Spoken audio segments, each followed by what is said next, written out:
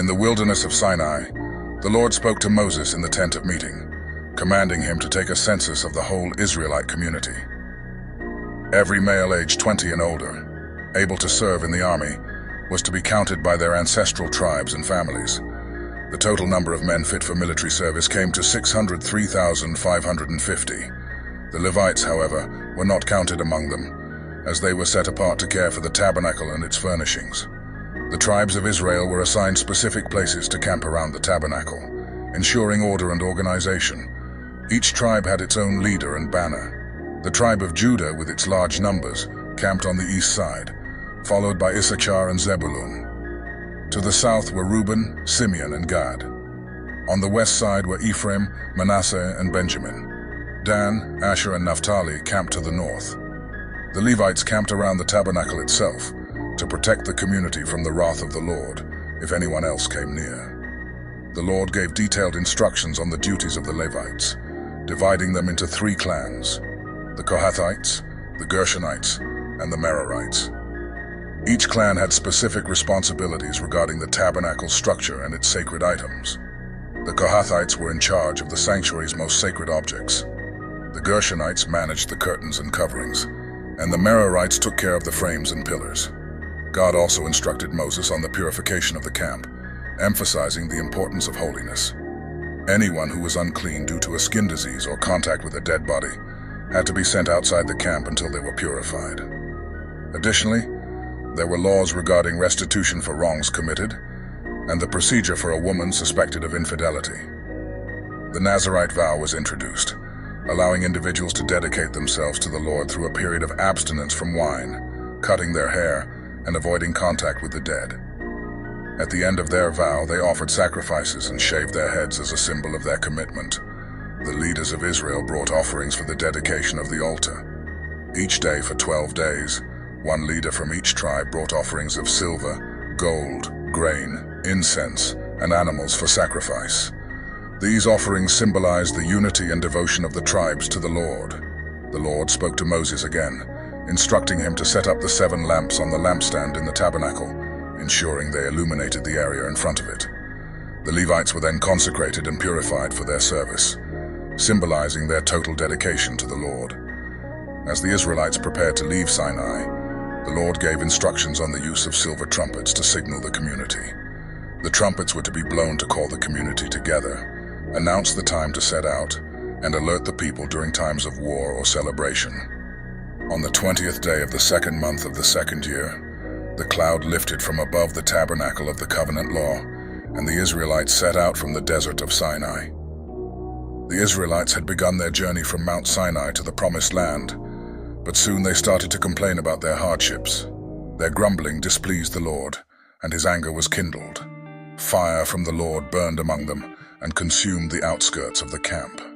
The people cried out to Moses, who prayed to the Lord, and the fire died down. This place was called Taberah, meaning burning, because the fire of the Lord had burned among them. Despite this warning, the people continued to grumble. They longed for the variety of foods they had in Egypt: fish, cucumbers, melons, leeks, onions, and garlic. They grew tired of the manna, the miraculous food that the Lord provided each day. The manna was like coriander seed and looked like resin. The people would gather it, grind it, cook it, and make it into cakes that tasted like something made with olive oil. But now, their craving for meat grew intense, and they wept aloud, each family at the entrance of their tents. Moses was deeply troubled by the people's complaints and went to the Lord, overwhelmed by the burden of leading them. He prayed, "I am your servant, Lord, so why are you doing this to me? What have I done to deserve this? You've made me responsible for all these people, but they're not my children. You told me to nurse them along and to carry them to the land you promised their ancestors. They keep whining for meat, but where can I get meat for them? This job is too much for me. How can I take care of all these people by myself? If this is the way you're going to treat me, just kill me now and end my miserable life." The Lord responded by instructing Moses to gather 70 elders of Israel, known to be leaders and officials, and bring them to the tent of meeting. There, the Lord would take some of the spirit that was on Moses and put it on them so they could share the burden of the people. The Lord also promised to provide meat for the people.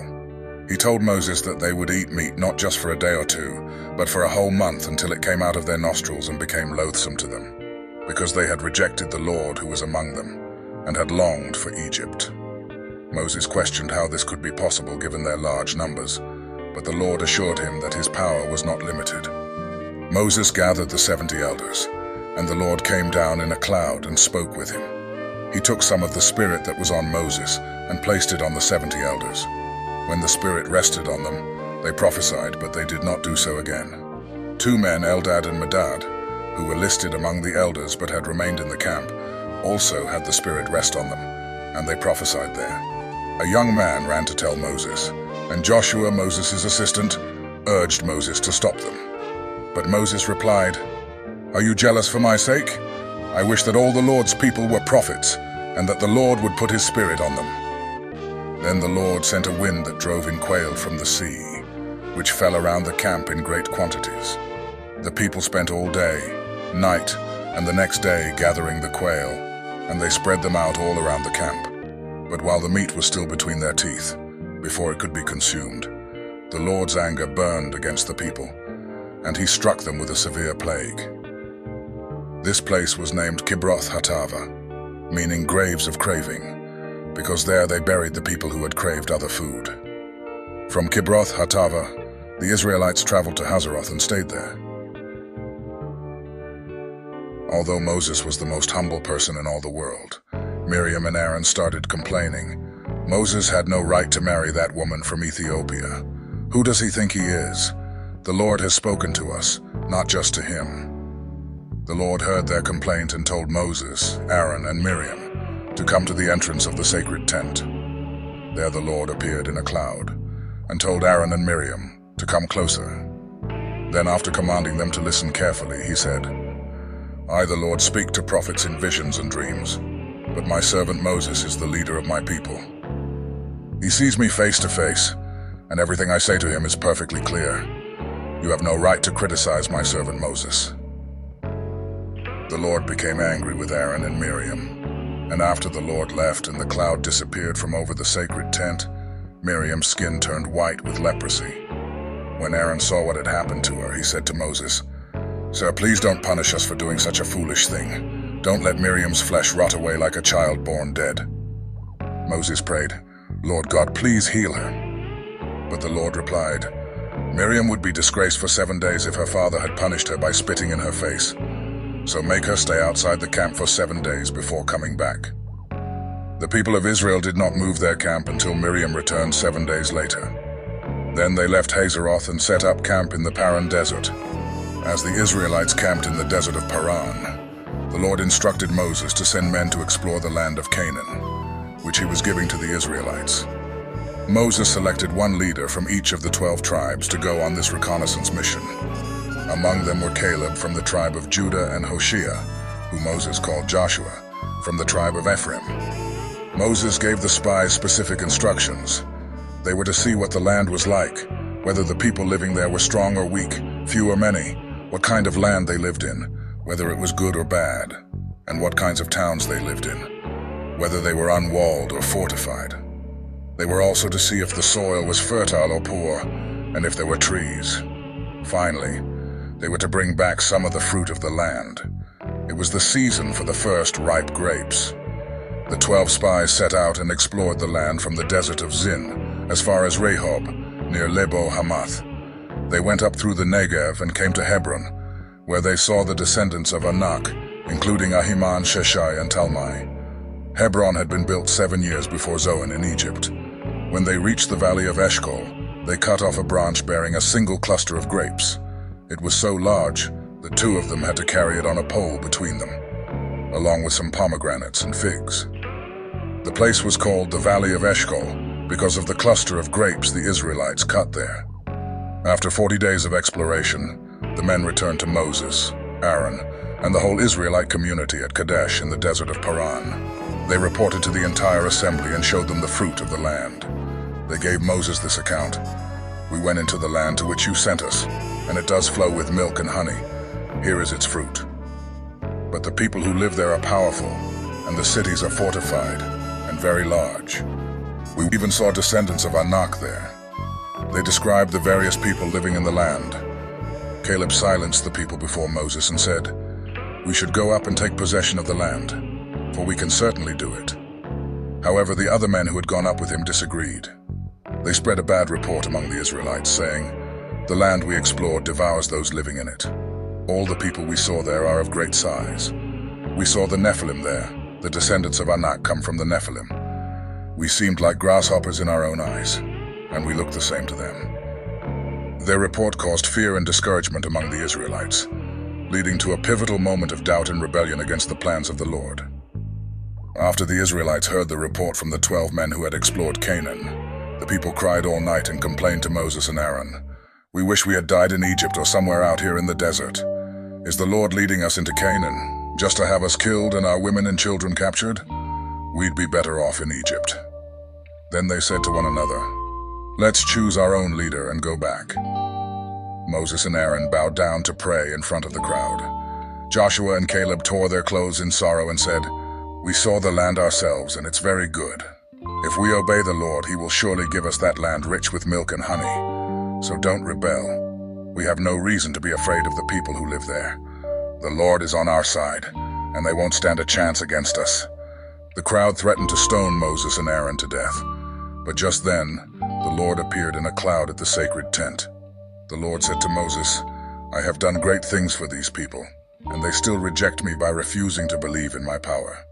So they will no longer be my people. I will destroy them, but I will make you the ancestor of a nation even stronger than theirs." Moses replied, "With your mighty power you rescued your people from Egypt, so please don't destroy us here in the desert. If you do, the Egyptians will hear about it and tell the people of Canaan. Those Canaanites already know that we are your people, and that we see you face to face. And they have heard how you lead us with a thick cloud during the day, and flaming fire at night. But if you kill us, they will claim it was because you weren't powerful enough to lead us into Canaan as you promised. Show us your great power, Lord. You promised that you love to show mercy and kindness, and you said that you are very patient, but that you will punish everyone guilty of doing wrong, not only them, but their children and grandchildren as well. You are merciful, and you treat people better than they deserve. So please forgive these people, just as you have forgiven them ever since they left Egypt." Then the Lord said to Moses, "In answer to your prayer, I do forgive them. But as surely as I live, and my power has no limit, I swear that not one of these Israelites will enter the land I promised to give their ancestors. These people have seen my power in Egypt and in the desert, but they will never see Canaan. They have disobeyed and tested me too many times. But my servant Caleb isn't like the others. So because he has faith in me, I will allow him to cross into Canaan, and his descendants will settle there." Now listen, Moses.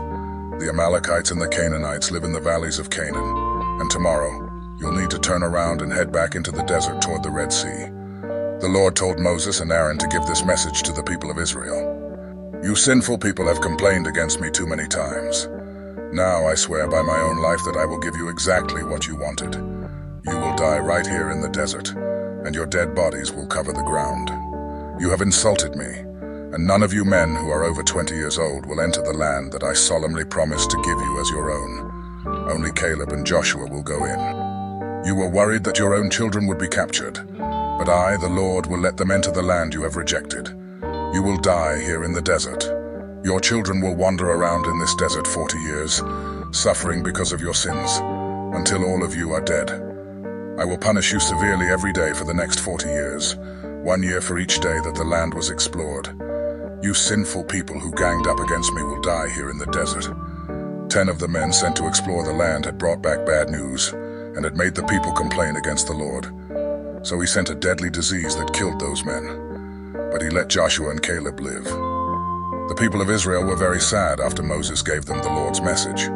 So they got up early the next morning and got ready to head toward the hill country of Canaan. They said, "We were wrong to complain about the Lord.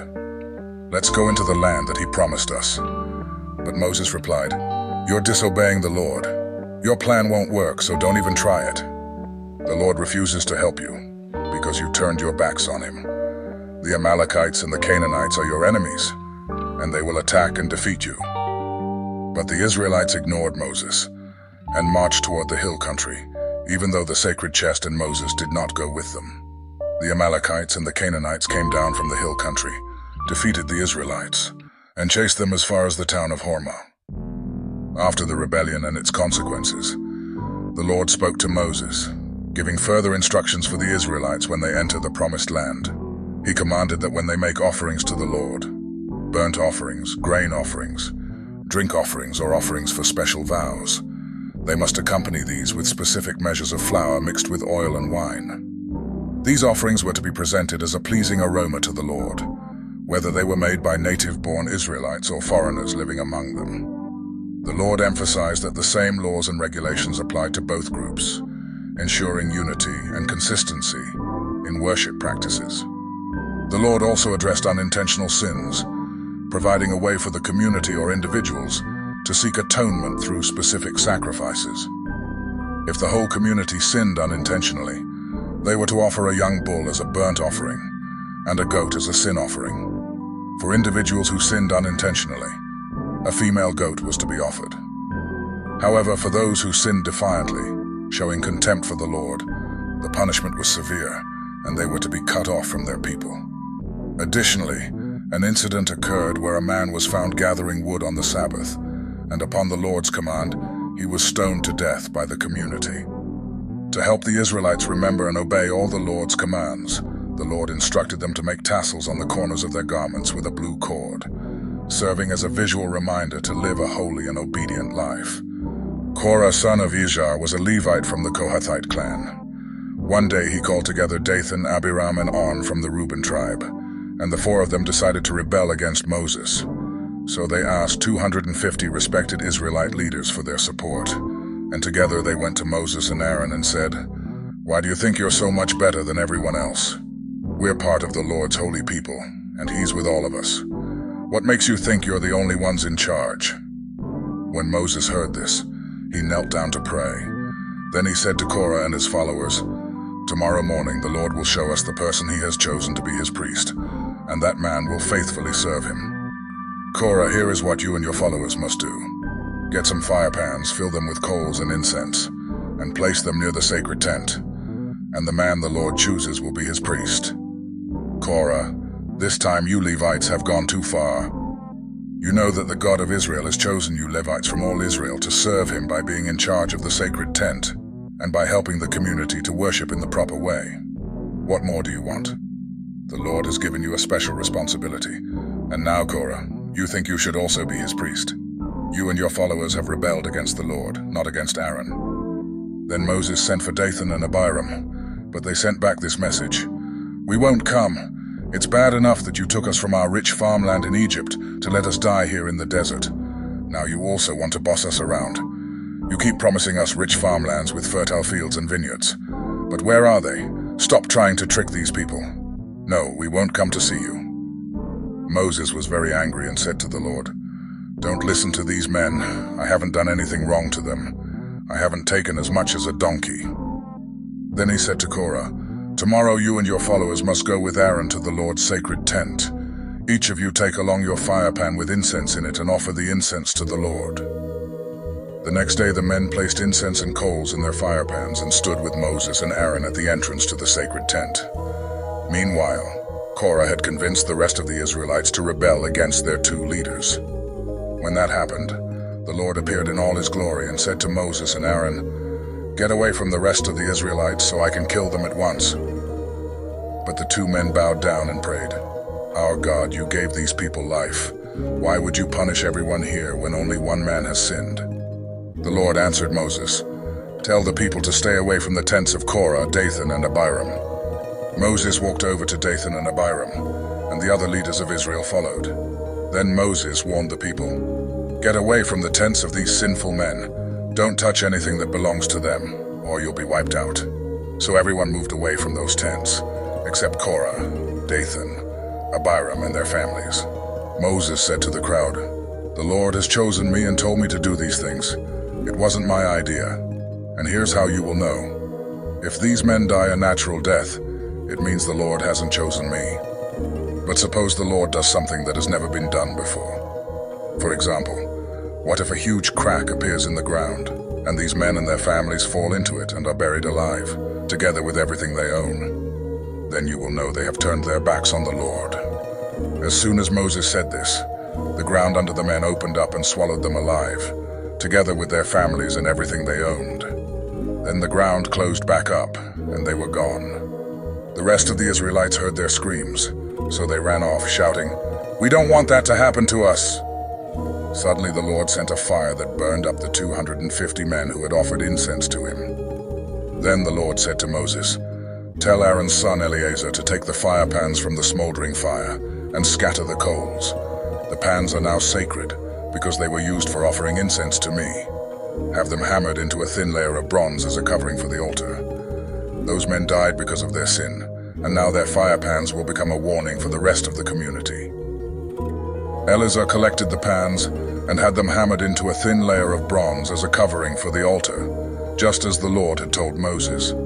The pans were a warning to the Israelites that only Aaron's descendants would be allowed to offer incense to the Lord. Anyone else who tried to would be punished like Korah and his followers. The next day the people of Israel again complained against Moses and Aaron. "The two of you killed some of the Lord's people." As the people crowded around them, Moses and Aaron turned toward the sacred tent, and the Lord appeared in his glory in the cloud covering the tent. So Moses and Aaron walked to the front of the tent, where the Lord said to them, "Stand back, I am going to wipe out these Israelites once and for all." They immediately bowed down and prayed. Then Moses told Aaron, "Grab your fire pan and fill it with hot coals from the altar. Put incense in it, then quickly take it to where the people are and offer it to the Lord, so they can be forgiven. The Lord is very angry, and people have already started dying." Aaron did exactly what he had been told. He ran over to the crowd of people and stood between the dead bodies and the people who were still alive. He placed the incense on the pan, then offered it to the Lord and asked him to forgive the people's sin. The disease immediately stopped spreading, and no one else died from it. But 14,700 Israelites were dead, not counting those who had died with Korah and his followers.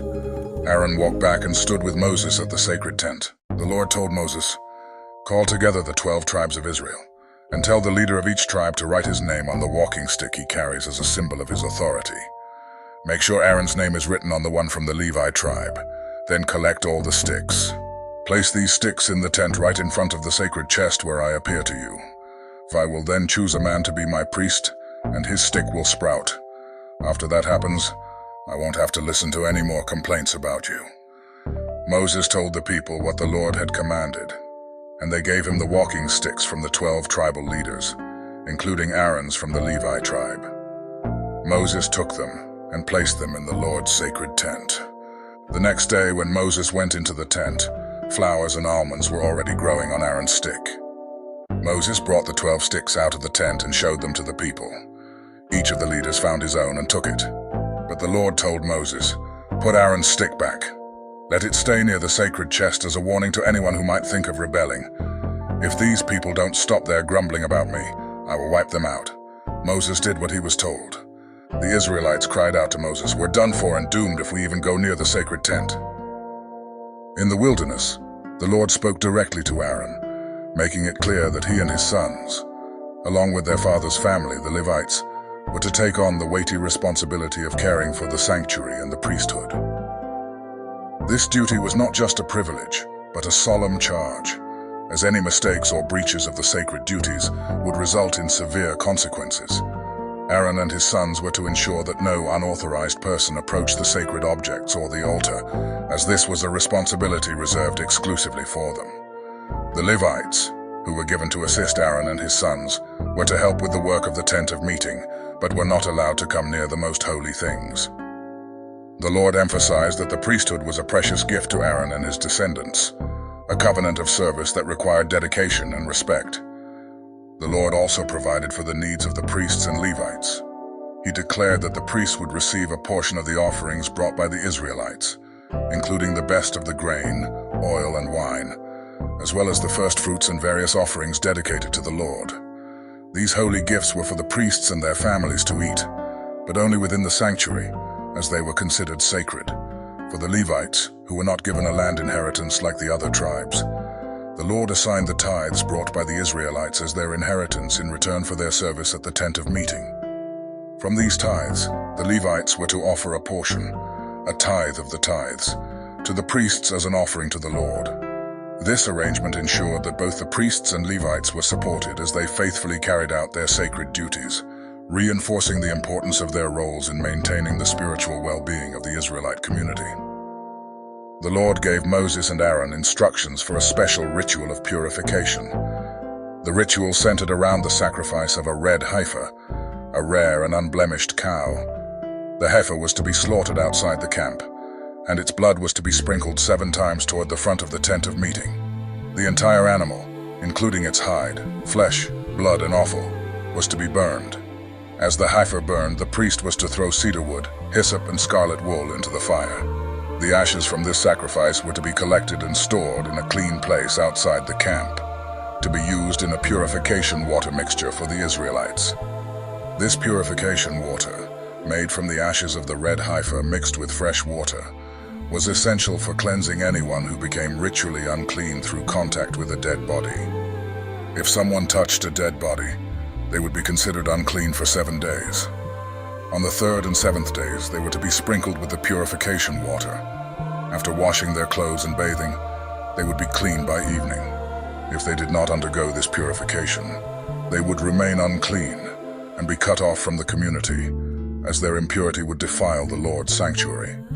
This ritual was established as a lasting ordinance for the Israelites, ensuring that they could maintain purity and continue their worship and service to the Lord. The people of Israel arrived at the Zin Desert during the 1st month and set up camp near the town of Kadesh. It was there that Miriam died and was buried. The Israelites had no water, so they went to Moses and Aaron and complained, "Moses, we'd be better off if we had died along with the others in front of the Lord's sacred tent. You brought us into this desert, and now we and our livestock are going to die. Egypt was better than this horrible place. At least there we had grain and figs and grapevines and pomegranates, but now we don't even have any water." Moses and Aaron went to the entrance to the sacred tent, where they bowed down. The Lord appeared to them in all of his glory and said, "Moses, get your walking stick. Then you and Aaron call the people together and command that rock to give you water. That's how you will provide water for the people of Israel and their livestock." Moses obeyed and took his stick from the sacred tent. After he and Aaron had gathered the people around the rock, he said, "Look, you rebellious people, and you will see water flow from this rock." He raised his stick in the air and struck the rock 2 times. At once, water gushed from the rock, and the people and their livestock had water to drink. But the Lord said to Moses and Aaron, "Because you refused to believe in my power, these people did not respect me, and so you will not be the ones to lead them into the land I have promised."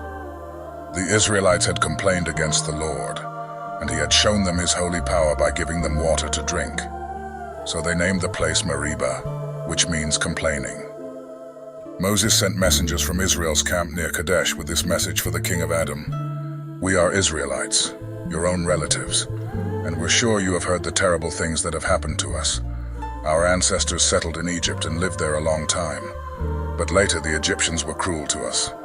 And when we begged our Lord for help, he answered our prayer and brought us out of that land. Now we are camped at the border of your territory, near the town of Kadesh. Please let us go through your country. We won't go near your fields or vineyards, and we won't drink any water from your wells. We will stay on the main road until we leave your territory."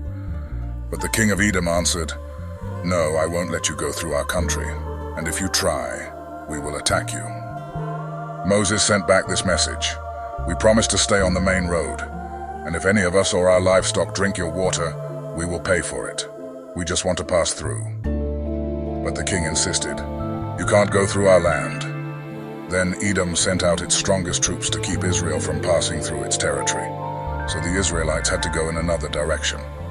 After the Israelites had left Kadesh and had gone as far as Mount Hor on the Edomite border, the Lord said, "Aaron, this is where you will die.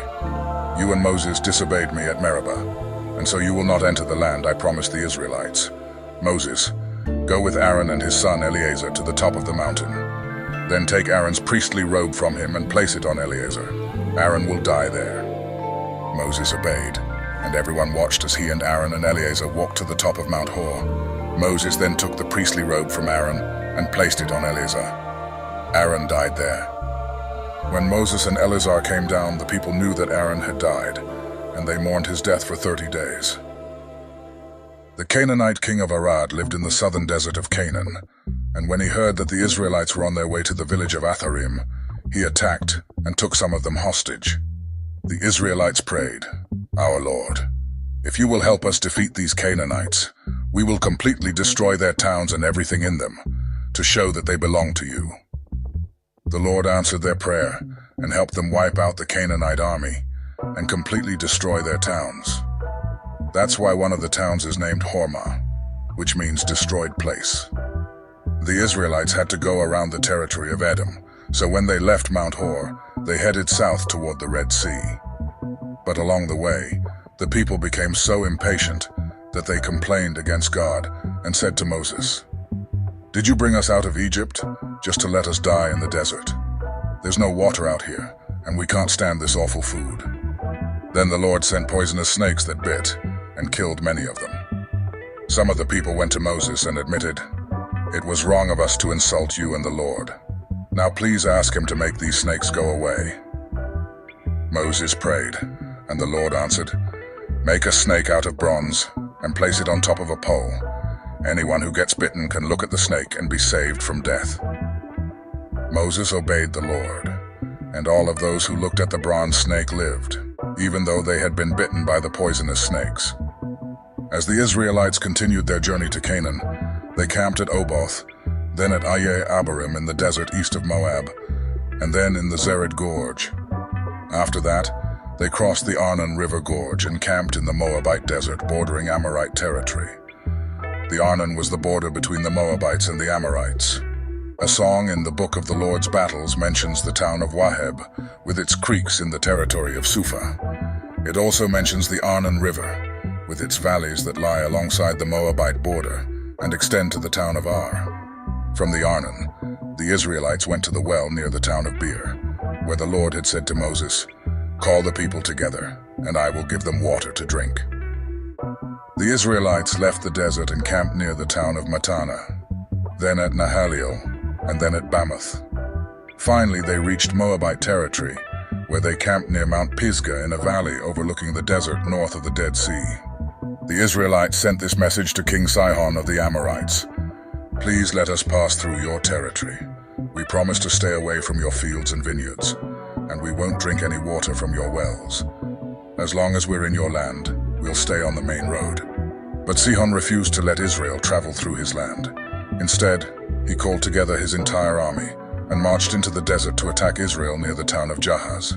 Israel defeated them and took over the Amorite territory from the Arnon River Gorge in the south to the Jabbok River Gorge in the north. Beyond the Jabbok was the territory of the Ammonites, who were much stronger than Israel. The Israelites settled in the Amorite towns, including the capital city of Heshbon, with its surrounding villages.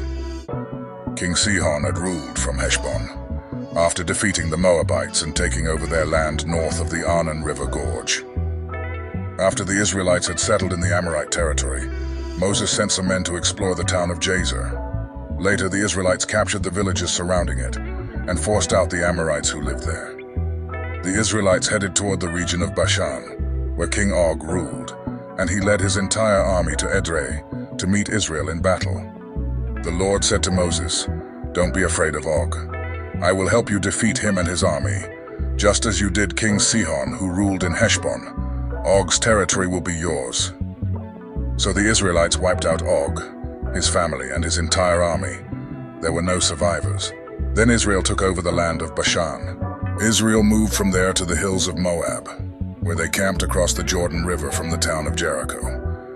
When King Balak of Moab and his people heard how many Israelites there were, and what they had done to the Amorites, he and the Moabites were terrified and panicked.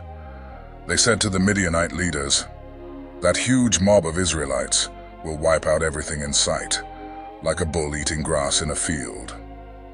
So King Balak sent a message to Balaam son of Beor, who lived among his relatives in the town of Pethor, near the Euphrates River.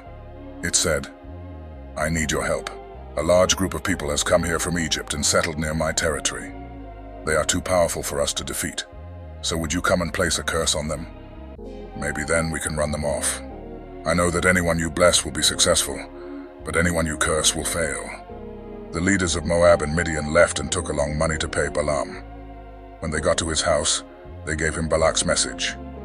"Spend the night here," Balaam replied, "and tomorrow I will tell you the Lord's answer."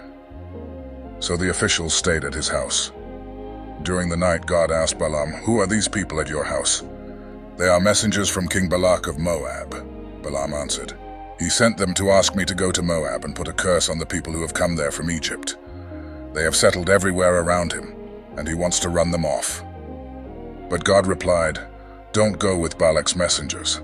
I have blessed those people who have come from Egypt, so don't curse them." The next morning, Balaam said to Balak's officials, "Go on back home. The Lord says I cannot go with you."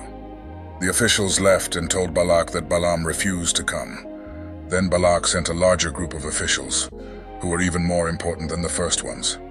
They went to Balaam and told him that Balak had said, "Balaam, if you come to Moab, I'll pay you very well and do whatever you ask.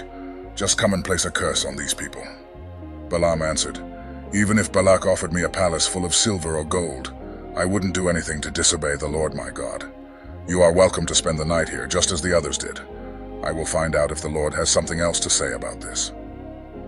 That night, God said, "Balaam, I'll let you go to Moab with Balak's messengers, but do only what I say." So Balaam got up the next morning and saddled his donkey, then left with the Moabite officials. Balaam set out on his journey, but God's anger was kindled, because Balaam was eager to accept the rewards offered by Balak. So one of the Lord's angels stood in the road to stop him. When Balaam's donkey saw the angel standing there with a sword, it walked off the road and into an open field.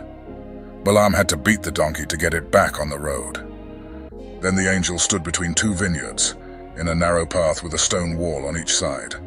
When the donkey saw the angel, it walked so close to one of the walls that Balaam's foot scraped against the wall. Balaam beat the donkey again. The angel moved once more and stood in a spot so narrow that there was no room for the donkey to go around, so it just lay down. Balaam lost his temper, then picked up a stick and whacked the donkey. When that happened, the Lord told the donkey to speak, and it asked Balaam, "What have I done that made you beat me 3 times?" "You made me look stupid," Balaam answered. "If I had a sword, I'd kill you here and now." "But you're my owner," answered the donkey, "and you've ridden me many times. Have I ever done anything like this before?" "No," Balaam admitted.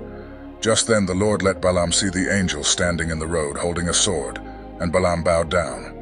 The angel said, "You had no right to treat your donkey like that. I was the one who blocked your way, because I don't think you should go to Moab.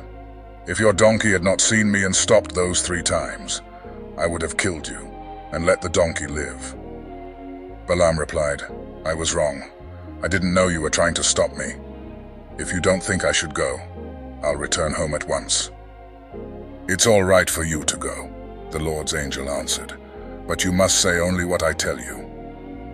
So Balaam went on with Balak's officials. When Balak heard that Balaam was coming, he went to meet him at the town of Ir on the Arnon River, which is the northern border of Moab. Balak asked, "Why didn't you come when I invited you the first time? Did you think I wasn't going to pay you?" "I'm here now," Balaam answered, "but I will say only what God tells me to say." They left and went to the town of Kiriath Huzoth, where Balak sacrificed cattle and sheep and gave some of the meat to Balaam and the officials who were with him. The next morning, Balak took Balaam to the town of Bamoth Baal. From there, Balaam could see some of the Israelites.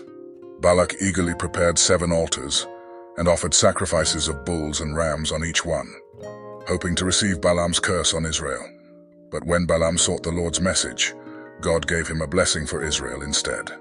Balaam spoke of how the Israelites were a people set apart, blessed by God, numerous and victorious. Balak was furious, but Balaam reminded him that he could only speak the words that God gave him. Undeterred, Balak took Balaam to another location, the field of Zophim, hoping that a different view of the Israelite camp might result in a curse. Again, they built 7 altars and offered sacrifices. But once more, God gave Balaam a blessing for Israel. declaring that God was not a man that he should lie, nor a human that he should change his mind. God had blessed Israel, and no curse could stand against them. Balaam spoke of Israel's strength, their protection by God, and the assurance that they would triumph over their enemies. Balak was even more enraged, but Balaam could only repeat that he must obey God's commands. Still not giving up, Balak took Balaam to a third location, the top of Peor, overlooking the desert. Again, 7 altars were built, and sacrifices were made. This time, Balaam did not seek omens, but immediately looked toward the Israelite camp. The Spirit of God came upon him, and Balaam delivered a powerful prophecy, extolling Israel's beauty, their future prosperity, and their dominance over their enemies. He foretold the rise of a great king from Israel, whose power would crush the enemies of Moab and other surrounding nations. Balak, now beside himself with anger, told Balaam to return home without reward, as he had blessed rather than cursed Israel. Balaam reminded Balak that even if he had offered all the silver and gold in his palace, he could only speak the words of the Lord. Before departing, Balaam gave one final prophecy, predicting the downfall of Moab and other nations that opposed Israel. With that, Balaam returned home, and Balak went his way, having failed to curse the people of Israel. Instead, the Israelites remained under God's blessing, poised to enter the promised land, with the assurance of divine protection and favor. While the Israelites were camped at Acacia, some of the men had sex with Moabite women. These women then invited the men to ceremonies where sacrifices were offered to their gods. The men ate the meat from the sacrifices and worshipped the Moabite gods. The Lord was angry with Israel because they had worshipped the god Baal Peor. So he said to Moses, "Take the Israelite leaders who are responsible for this and have them killed in front of my sacred tent where everyone can see. Maybe then I will stop being angry with the Israelites." Moses told Israel's officials, "Each of you must put to death any of your men who worshipped Baal." Later, Moses and the people were at the sacred tent, crying, when one of the Israelite men brought a Midianite woman to meet his family. Phinehas, the grandson of Aaron the priest, saw the couple and left the crowd. He found a spear and followed the man into his tent, where he ran the spear through the man and into the woman's stomach. The Lord immediately stopped punishing Israel with a deadly disease, but 24,000 Israelites had already died. The Lord said to Moses, "In my anger I would have wiped out the Israelites if Phinehas had not been faithful to me. But instead of punishing them, I forgave them. So because of the loyalty that Phinehas showed, I solemnly promise that he and his descendants will always be my priests." The Israelite man that was killed was Zimri son of Salu, who was one of the leaders of the Simeon tribe. And the Midianite woman killed with him was Cosbi, the daughter of a Midianite clan leader named Zur. The Lord told Moses, "The Midianites are now enemies of Israel, so attack and defeat them. They tricked the people of Israel into worshipping their god at Peor, and they are responsible for the death of Cosbi, the daughter of one of their own leaders." After the devastating plagues and the rebellions that had occurred during the Israelites' journey through the wilderness, the Lord commanded Moses and Eleazar, the son of Aaron, to take a second census of the Israelite men who were 20 years old or more, those able to serve in Israel's army.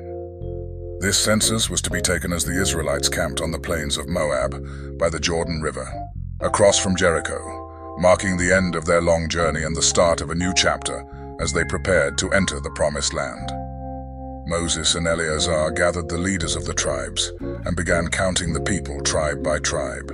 The census recorded the names and numbers of the various families within each tribe, revealing the total number of fighting men.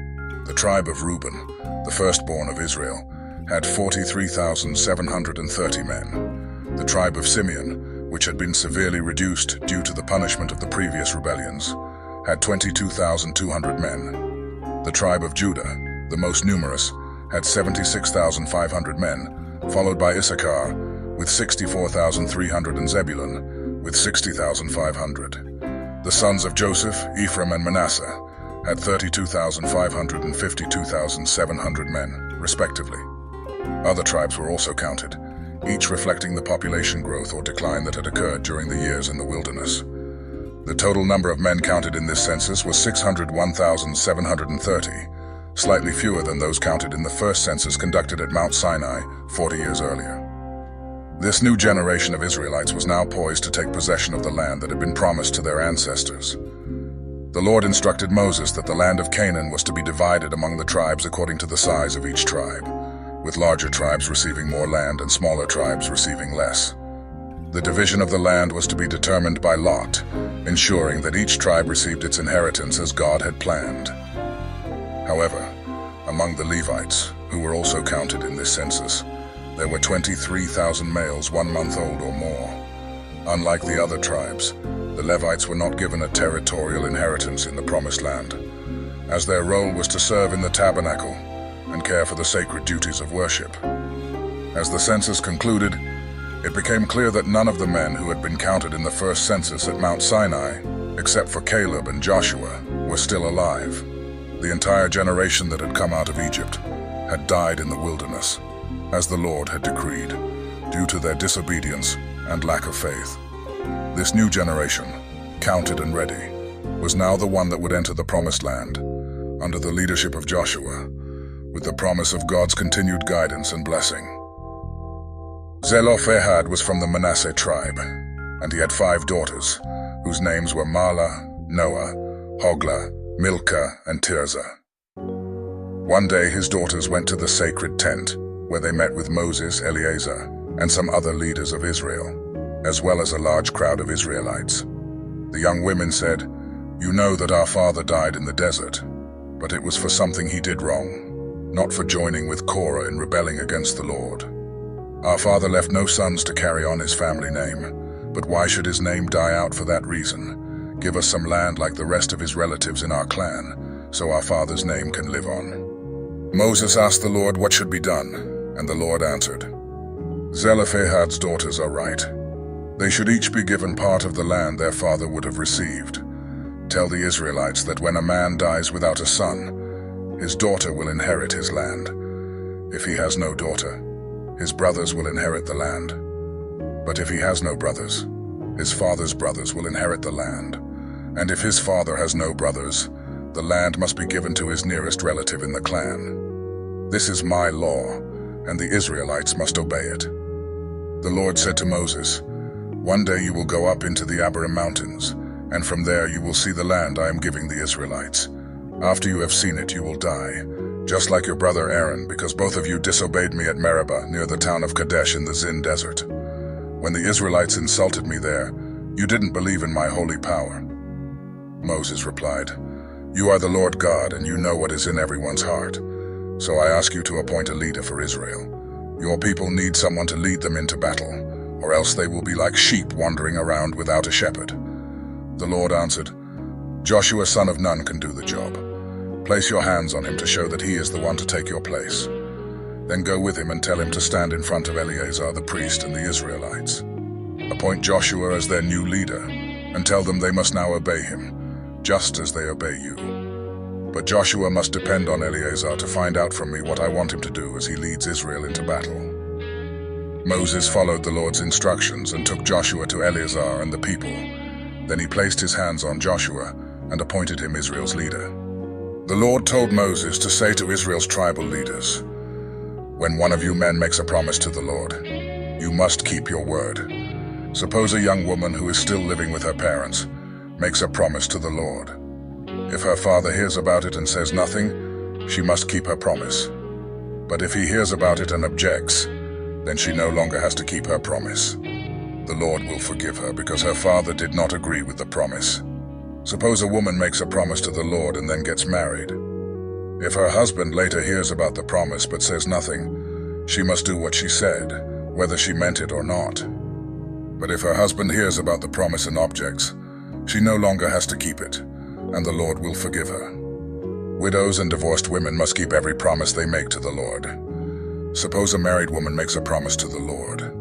If her husband hears about the promise and says nothing, she must do what she said. But if he hears about the promise and does object, she no longer has to keep it. The Lord will forgive her because her husband would not allow her to keep the promise. Her husband has the final say about any promises she makes to the Lord. If her husband hears about a promise and says nothing about it for a whole day, she must do what she said. Since he did not object, the promise must be kept. But if he waits until the next day to stop her from keeping her promise, he is the one who must be punished. These are the laws that the Lord gave Moses about husbands and wives, and about young daughters who still live at home. The Lord said to Moses, "Before you die, make sure that the Midianites are punished for what they did to Israel." Then Moses told the people, "The Lord wants to punish the Midianites, so tell our men to prepare for battle. Each tribe will send 1,000 men to fight." 12,000 men were picked from the tribes of Israel, and after they were prepared for battle, Moses sent them off to war. Phinehas, the son of Eleazar, went with them, and took along some things from the sacred tent, and the trumpets for sounding the battle signal. The Israelites fought against the Midianites, just as the Lord had commanded Moses. They killed all the men, including Balaam son of Beor, and the 5 Midianite kings, Evi, Rechem, Zur, Hur, and Reba. The Israelites captured every woman and child, then led away the Midianites' cattle and sheep, and took everything else that belonged to them. They also burned down the Midianite towns and villages. Israel's soldiers gathered together everything they had taken from the Midianites, including the captives and the animals. Then they returned to their own camp in the hills of Moab, across the Jordan River from Jericho, where Moses, Eleazar, and the other Israelite leaders met the troops outside camp. Moses became angry with the army commanders and said, "I can't believe you let the women live. They are the ones who followed Balaam's advice and invited our people to worship the god Baal Peor. That's why the Lord punished us by killing so many of our people. You must put to death every boy and all the women who have ever had sex. But do not kill the young women who have never had sex. You may keep them for yourselves." Then Moses said to the soldiers, "If you killed anyone or touched a dead body, you're unclean and have to stay outside the camp for 7 days. On the 3rd and 7th days, you must go through a ceremony to make yourselves and your captives clean. Then wash your clothes and anything made from animal skin, goat's hair, or wood." Eleazar then explained, "If you need to purify something that won't burn, such as gold, silver, bronze, iron, tin, or lead, you must first place it in a hot fire. After you take it out, sprinkle it with the water that purifies. Everything else should only be sprinkled with the water. Do all of this just as the Lord commanded Moses. Wash your clothes on the 7th day, and after that you will be clean and may return to the camp." The Lord told Moses, "Make a list of everything taken from the Midianites, including the captives and the animals. Then divide them between the soldiers and the rest of the people. Eleazar the priest and the family leaders will help you. From the half that belongs to the soldiers, set aside for the Lord 1 out of every 500 people or animals, and give these to Eleazar. From the half that belongs to the people, set aside 1 out of every 50, and give these to the Levites in charge of the sacred tent." Moses and Eleazar followed the Lord's instructions and listed everything that had been taken from the Midianites.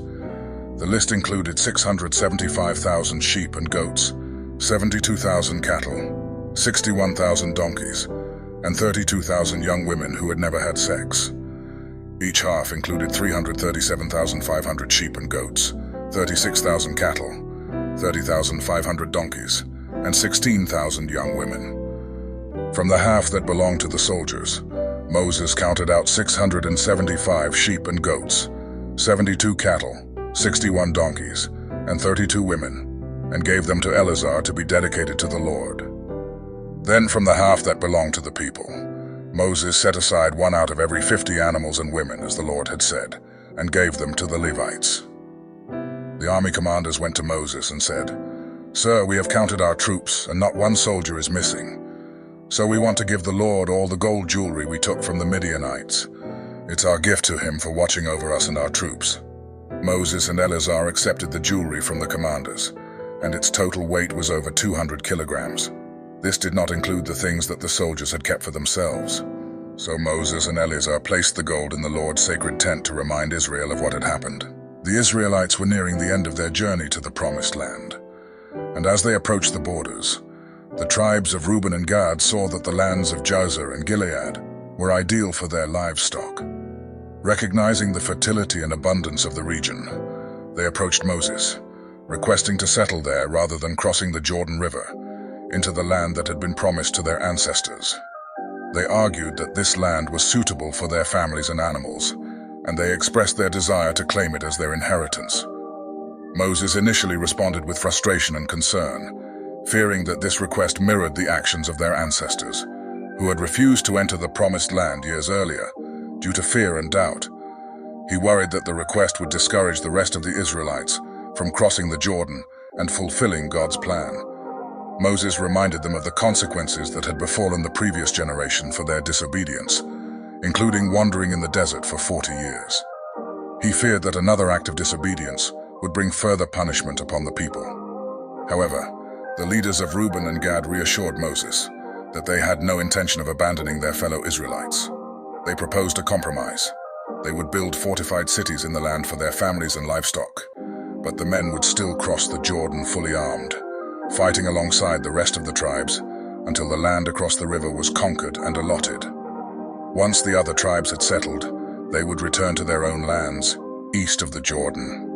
Moses, after consulting with God, agreed to this proposal on the condition that they fulfill their promise to assist their brothers in battle. Satisfied with the arrangement, Moses divided the land of Gilead between the tribes of Reuben, Gad, and half of the tribe of Manasseh, another tribe that sought territory on the east side of the Jordan. This region, with its rich pastures and strategic cities, became the inheritance of these tribes.